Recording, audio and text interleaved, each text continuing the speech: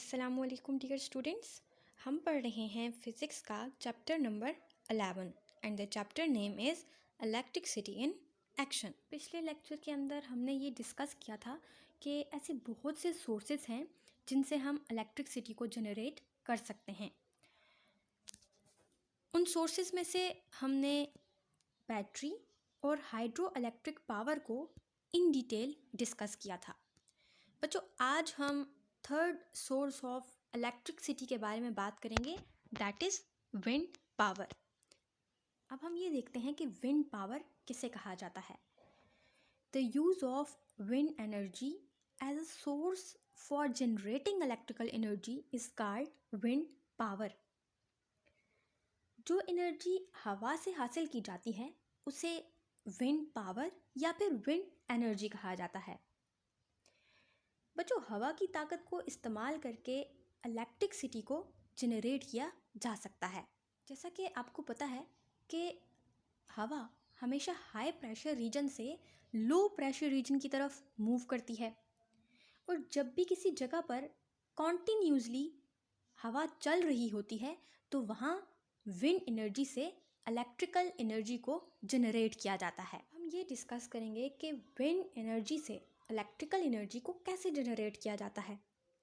तो बच्चों, जैसा कि आपको पता है कि मूविंग एयर को विंड कहा जाता है और मूविंग एयर के पास काइनेटिक एनर्जी होती है। सो विंड मिल के ज़रिए काइनेटिक एनर्जी को इलेक्ट्रिकल एनर्जी में कन्वर्ट किया जाता है। अब आप ये सोच रहे होंगे कि विंड मिल क्या है। बच्चों, आप इस पिक्चर में देख सकते हैं कि विंडमिल क्या है। एक मशीन है, एक ऐसी मशीन जो कि काइनेटिक एनर्जी को इलेक्ट्रिकल एनर्जी में कन्वर्ट करती है। अब हम विंडमिल के डिफरेंट कंपोनेंट्स देख लेते हैं। जैसा कि आपको नज़र आ रहा होगा कि यहाँ 3 पर मौजूद हैं जिनको ब्लेड कहा जाता है, और ये तीनों ब्लेड्स कनेक्टेड होते हैं एक सेंट्रल पार्ट के ज़रिए जिसको हब कहा जाता है, और हब एक शाफ्ट के ज़रिए इस स्पीड अप गियर बॉक्स के साथ कनेक्टेड होता है। स्पीड अप गियर बॉक्स एक शाफ्ट के ज़रिए कनेक्टेड है जनरेटर के साथ, और जनरेटर को कनेक्ट किया जाता है पावर कन्वर्टर के साथ, और पावर कन्वर्टर को बैटरी स्टोरेज सिस्टम के साथ और ट्रांसफार्मर के साथ कनेक्ट कर दिया जाता है, और ट्रांसफार्मर कनेक्टेड होता है सिस्टम प्रोटेक्टर के साथ, और सिस्टम प्रोटेक्टर ग्रिड से कनेक्टेड होता है। जैसा कि हमने डिस्कस किया कि विंड मिल काइनेटिक एनर्जी को कन्वर्ट करती है इलेक्ट्रिकल एनर्जी में। सो अब हम इसके प्रोसेस को इन डिटेल डिस्कस कर लेते हैं। तो जैसे ही हवा मूव करेगी, हवा के मूव करने की वजह से ये ब्लेड्स मूव करते हैं। सो जब ये ब्लेड्स मूव करते हैं, क्योंकि ये ब्लेड्स कनेक्टेड हैं इस हब से, तो ये हब भी मूव करेगा ब्लेड्स के मूव करने की वजह से। अब जैसे ही बच्चों हब मूव करता है तो हब किससे कनेक्टेड है? हब कनेक्टेड है शाफ्ट से, एक लंबी सी डंडी से। सो जैसे ही ये हब मूव करता है, हब के मूव करने की वजह से ये शाफ्ट भी मूव करती है। लेकिन बच्चों, ये जो शाफ्ट है ये 1 मिनट में 10 से 12 दफ़ा घूमती है।